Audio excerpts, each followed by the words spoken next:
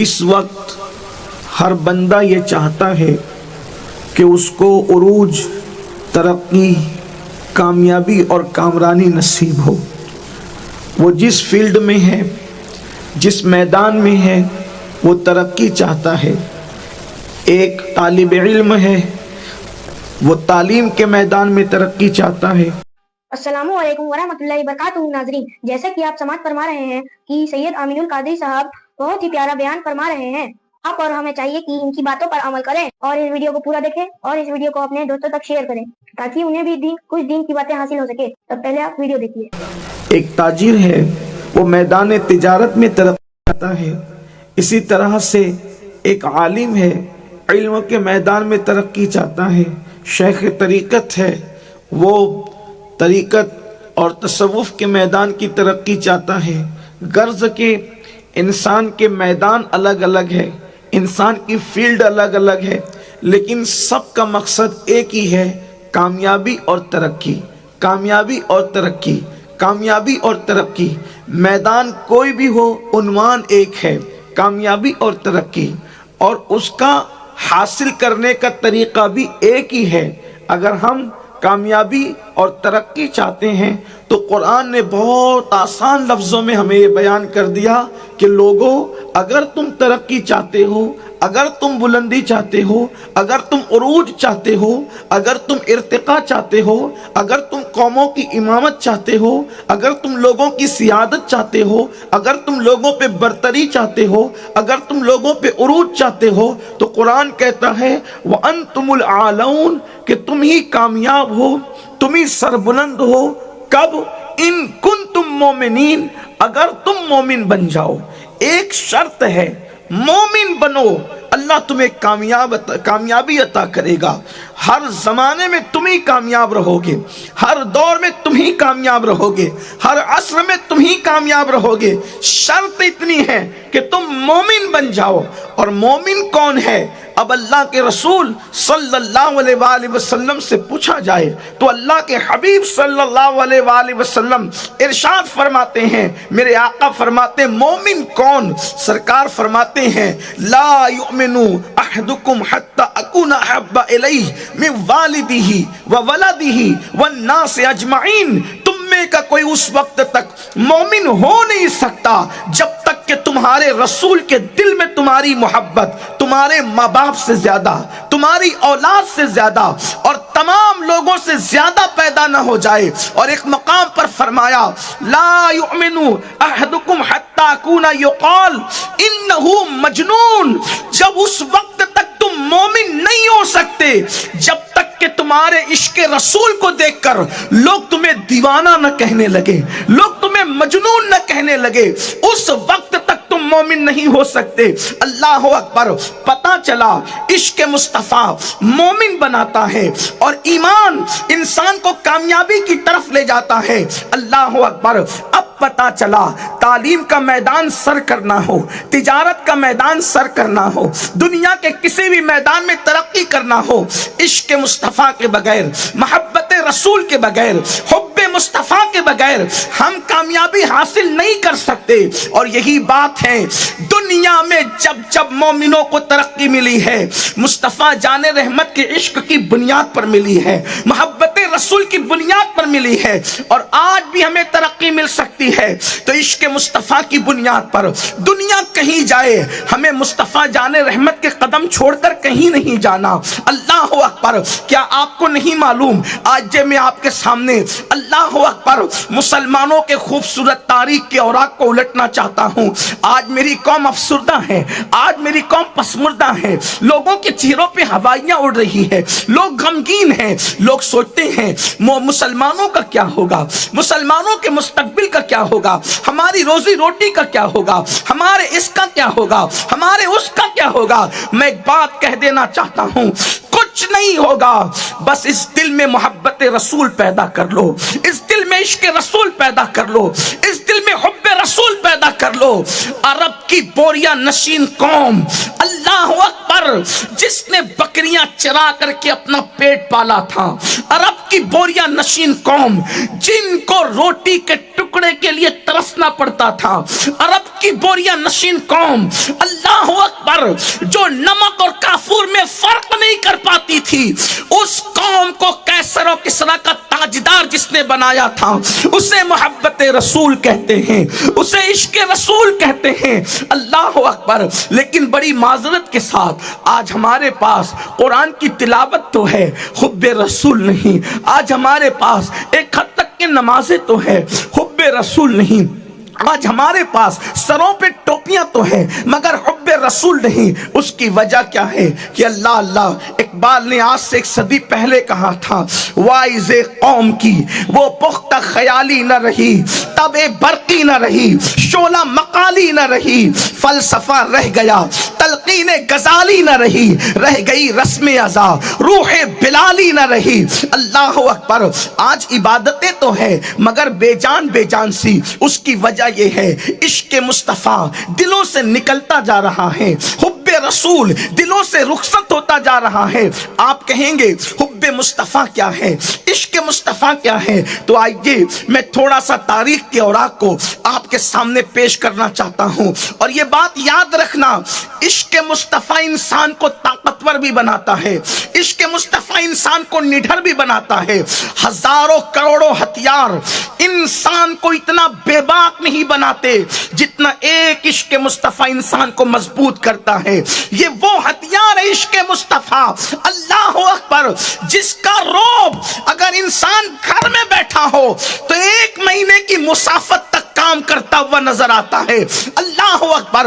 آئیے نا ہم لوگ کس کس کے زلف و رخسار کی باتیں کرتے ہیں، آئیے اس کے محبوب کے زلف و رخسار کی باتیں کریں، جن کی زلفوں کو قرآن واللیل کہتا ہے، جس کے قرآن کو، جس کے چہرے کو قرآن والضحیٰ کہتا ہے۔ اللہ اکبر۔ میری قوم کا جوان اگر فلم کے ہیرو ہیروئن کا ذکر کرنے کی بجائے اللہ کے محبوب کا ذکر کریں، اس کو دل دینے کی بجائے مصطفیٰ جان رحمت کو دل دیں، تو اللہ ہماری صبح اور شام بدل جائے گی، حالات بدل جائیں گے، زمانے میں انقلاب پیدا ہوگا۔ لوگ کہتے ہیں ہم رسول اللہ سے عشق تو کرتے ہیں، لیکن میں اس سے پہلے کہ تاریخ کی طرف آگے بڑھوں، میں اپنی قوم کے جوانوں سے اور اپنی بہنوں سے کہنا چاہتا ہوں، نہیں، عشق مصطفیٰ کی دلیل تو کوئی ہوگی، محبت رسول کا طریقہ تو کوئی ہوگا۔ اللہ اکبر۔ یاد رکھیں جس سے عشق ہوتا ہے اس کا ذکر کثرت سے کیا جاتا ہے۔ پہلی نشانی عشق کی یہ ہے، جس سے عشق ہوتا ہے اس کا ذکر کثرت سے کیا نہ ہو۔ کوئی نادانو آپ مجھے بتاؤ تو صحیح، 24 گھنٹے میں کتنی مرتبہ میرے آقا کا ذکر کرتے ہو؟ گانے 24 گھنٹے میں کتنی بار سنتے ہو؟ اور نام مصطفیٰ کتنی بار لیتے ہو؟ مجھے بتاؤ۔ اللہ اکبر۔ گناہ کتنی مرتبہ کرتے ہیں ہم، اور نام مصطفیٰ کتنی مرتبہ لیتے ہیں ہم؟ بہت معذرت کے ساتھ دعویٰ کرنا الگ ہے، دلیل پیش کرنا الگ ہے۔ اللہ اکبر۔ تو جس سے محبت ہوتی ہے، جس سے عشق ہوتا ہے، اس کا ذکر کثرت سے کیا جاتا ہے۔ اللہ اکبر۔ اگر اس محبت کے جلوے دیکھنا ہے تو ذرا ذات باری تعالیٰ کو دیکھو۔ اللہ اکبر۔ اس نے پورا قرآن نازل کیا، قرآن کی آیت کو محبوب کی نعت بنا دیا۔ اسی طریقے سے دیکھو، آسمان میں کوئی جگہ ایسی نہیں جہاں لا الہ الا اللہ کے ساتھ محمد الرسول اللہ لکھا نہ ہو۔ جنت میں کوئی جگہ ایسی نہیں جہاں لا الہ الا اللہ کے ساتھ محمد الرسول اللہ لکھا نہ ہو۔ کوئی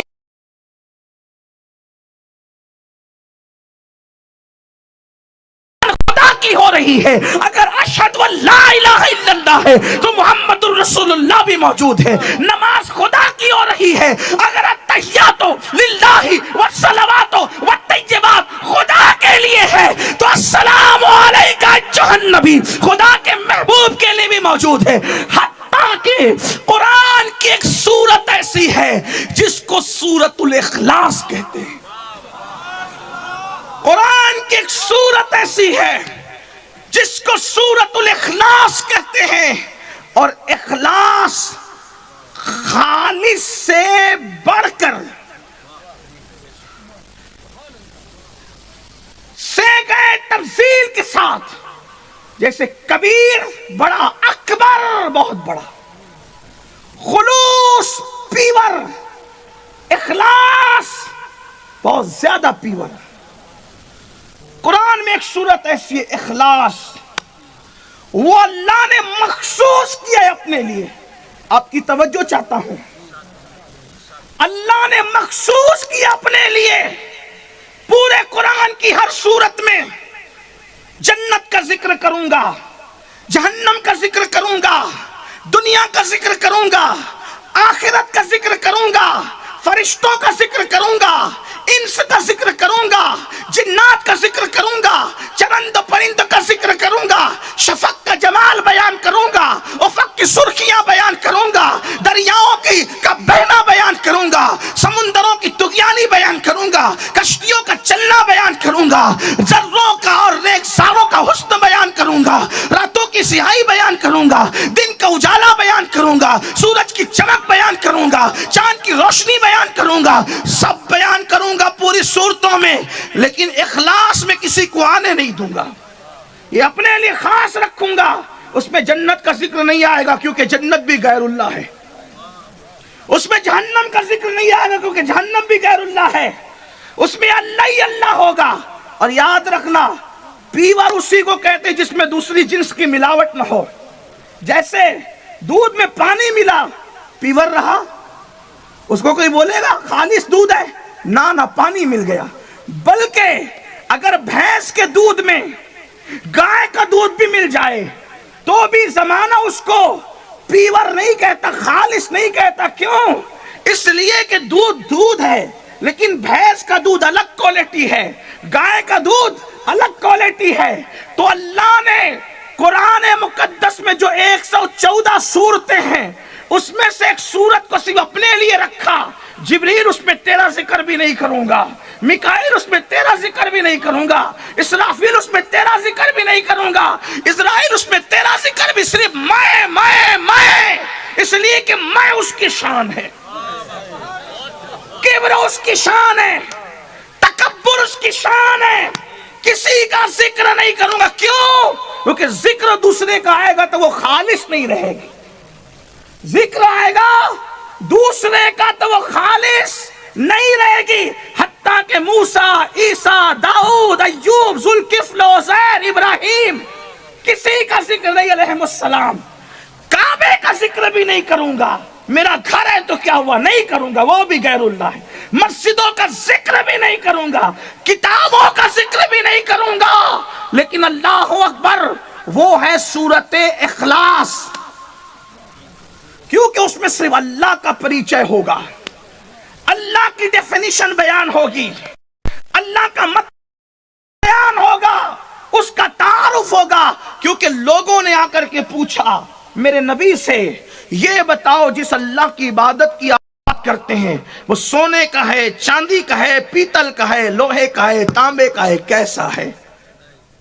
تو اللہ نے اپنے تعارف کے لیے ایک سورت کو خاص کیا، وہ ہے سورت مکمل خالص پیور، کسی کا ذکر نہیں۔ جس میں کسی کا ذکر نہ کرنا تھا اس میں بھی پہلے کہا قل، واہ واہ سبحان اللہ، اپنے ذکر سے پہلے کا قل، محبوب آپ کہیں، واہ واہ سبحان اللہ، محبوب آپ کہیں۔ کیوں؟ مولا جب ذکر محبوب آیا تو پھر یہ اخلاص کیسے رہی؟ خالص نہ رہی تو اخلاص کیسے رہی؟ ہوگا نادان، یہ ہے خدا نہیں لیکن ہے جدا نہیں۔ نعرے تکبیر، نعرے رسالت، عظمت مصطفیٰ، عظمت مصطفیٰ۔ لوگوں کو بتانا چاہتا ہوں کہ جہاں میں اخلاص کہتا ہوں خالص پیور، اس کی شروعات بھی محبوب کے نام سے کرتا ہوں تاکہ بتا دو میں اس ذکر کو پسند کرتا ہی نہیں جہاں تیرا ذکر میرے ذکر کے ساتھ نہ ہو جائے، بلکہ پیارے تجھ سے محبت اتنی ہے کہ جس کو اخلاص کہتا ہوں سورت کو، اس میں بھی اپنے کو بعد میں بیان کرتا ہوں، تیرا ذکر واہ پہلے واہ سبحان اللہ، نعرے تکبیر، نعرے رسالت، عصمت مصطفیٰ، عصمت مصطفیٰ. یہ محبت ہے اللہ کی محبوب سے. وہ خدا ہو کر اتنا ذکر کرے اور آپ امتی ہو کے کتنا کر رہے ہو. ہم امتی ہو کر کتنا کر رہے ہیں. بولو نبی سے یہی عشق ہے، نبی سے یہی محبت ہے، نبی پاک سے یہی پیار ہے. خدا نے کہیں چھوڑا نہیں اور ہم اللہ اکبر گناہوں میں ان کو چھوڑتے جا رہے ہیں، ان سے دور ہوتے جا رہے ہیں. پھر لوگ کہتے ہیں مولانا پٹتے کیوں ہے؟ میں نے کہا نبی کو چھوڑا اس لیے پٹ رہا ہے. کہا لٹتے کیوں ہیں؟ میں نے کہا ان کو چھوڑا اس لیے لٹ رہا ہے. واللہ جس دن مسلمان مصطفیٰ جان رحمت کے دامن میں آ جائیں گے، اس دن دنیا کا کوئی تیر، دنیا کی کوئی تلوار، دنیا کا کوئی میزائل قوم مسلم کا کچھ بگاڑ نہ سکے گا. ارے نادان، نبی کے دامن میں چھپنے والوں کا عذاب کے فرشتے بھی کچھ نہیں کر سکتے، تو دنیا کے دہشت گرد انسان تیرا کیا کریں گے؟ ڈھونڈا ہی کریں. صدر قیامت کے سپاہی وہ کس کو ملے جو تیرے دامن میں چھپا ہو. ان کے دامن میں چھپنے والے کا عذاب کے فرشتے بھی کچھ نہیں کر سکتے، تو دنیا کے دہشت گرد کیا کریں گے؟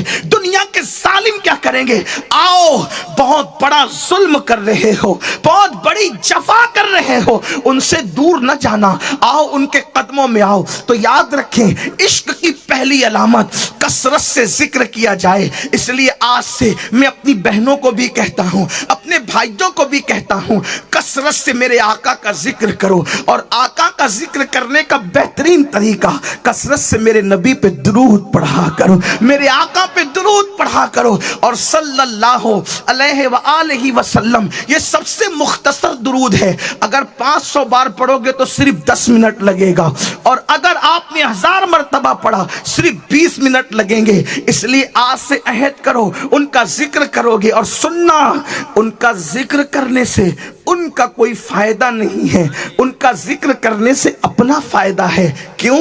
اس لیے کہ جب تو ان کا ذکر ایک بار کرتا ہے بشکل درود، میرے آقا فرماتے، بخاری شریف کی حدیث ہے، من صلی علیہ واحدہ صلی اللہ علیہ عشرہ.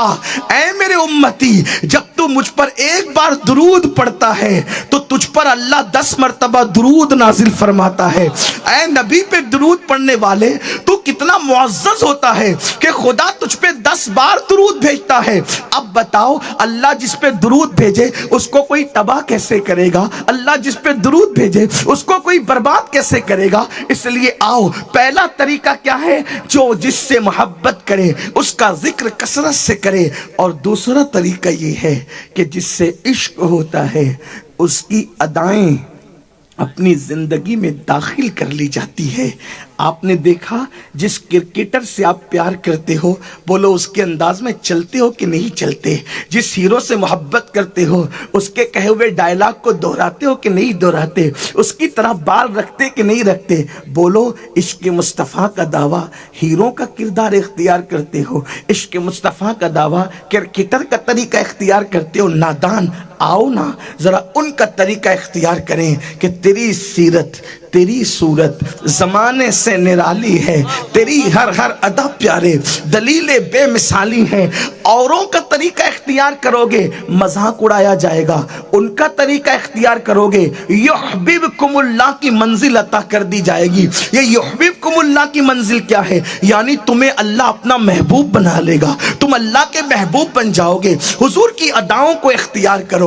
اور تیسری چیز جس سے عشق ہوتا ہے، دل اس کے لیے تڑپتا ہے، دل اس کے لیے مچلتا ہے، آنکھیں اس کے لیے بہتی ہے. اب آئیے ان تینوں کو اگر دیکھنا ہے تو میرے نبی کے صحابہ کی زندگی میں دیکھو. سردی بہت ہے، کڑاکے کی ہے، لیکن اگر آپ کا ذوق میرے ساتھ رہا تو میں ضرور آپ کے سامنے بات پیش کروں گا کہ میرے آقا کے صحابہ کیسے عشق کرتے تھے. آؤ انہی اس شاق میں سب سے پہلے نمبر کا جو عاشق ہے پوری کائنات کے اندر، اس کے عشق کا کوئی مقابلہ نہیں کر سکتا.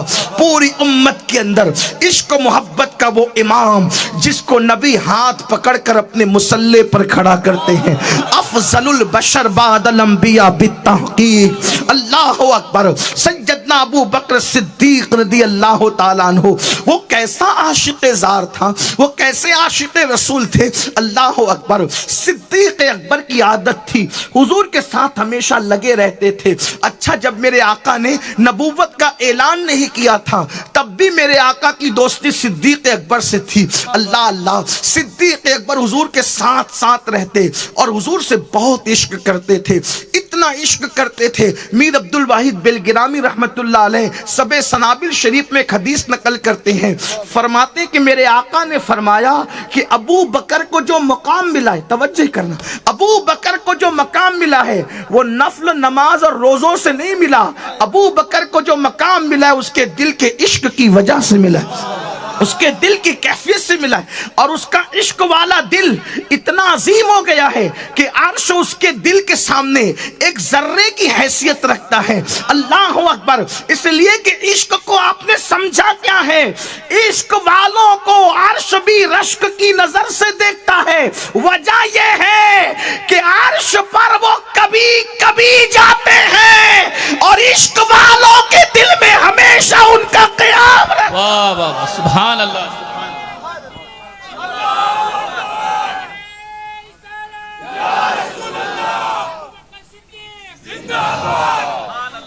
اسی لیے تو میرے مرشد اجازت حضور شیخ الاسلام نے کہا وہ میرے دل میں میرے جگر میں رہتے ہیں، وہ میرے دل میں، بلکہ وہ ہمارے دل میں ہمارے جگر میں رہتے ہیں، انہی کے گھر ہیں، وہ اپنے ہی گھر میں رہتے ہیں، انہی کے گھر ہیں، انہی کے گھر ہیں، انہی کے گھر ہیں، وہ اپنے ہی گھر میں رہتے ہیں۔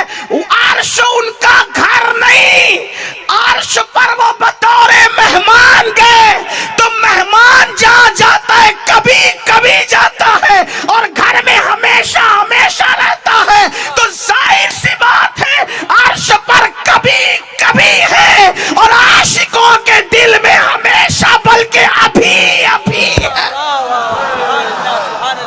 وہ ہمارے دل میں ہمارے جگر میں رہتے ہیں، ہمارے دل میں ہمارے جگر میں رہتے ہیں، انہی کے گھر ہیں، وہ اپنے ہی گھر میں رہتے ہیں۔ سوچا یہ عاشقوں کے دل کی بات ہے، لیکن ان کے دیدہ میں کیسے ہوں گے، ان کی آنکھوں میں کیسے ہوں گے؟ جو آنکھیں پکچر کا پوسٹر دیکھیں، نبی ان آنکھوں میں کیسے رہ سکتے ہیں؟ ارے نادان، اگر کہیں پر پیشاب کی گندگی پڑی ہے تو وہاں نہیں بیٹھتا، تو جہاں زنا کے مناظر دیکھے جا رہے ہوں، جلوہ نبی وہاں کیسے گھر کرے گا؟ جہاں پر اللہ اکبر عورتوں کو پاپ کی نظر سے دیکھا جا رہا ہو، ان آنکھوں میں نبی کیسے تشریف لائیں گے؟ اللہ اکبر۔ وہ تو ان آنکھوں میں آتے ہیں جب انسان ساری کائنات سے آنکھیں بند کر لیتا ہے، وہ اس دل میں آتے ہیں جس دل میں شراب کی محبت نہیں رہتی، اس دل میں آتے ہیں جس دل میں زنا کی محبت نہیں رہتی، اس دل میں آتے ہیں جس دل میں گناہ کی محبت نہیں رہتی،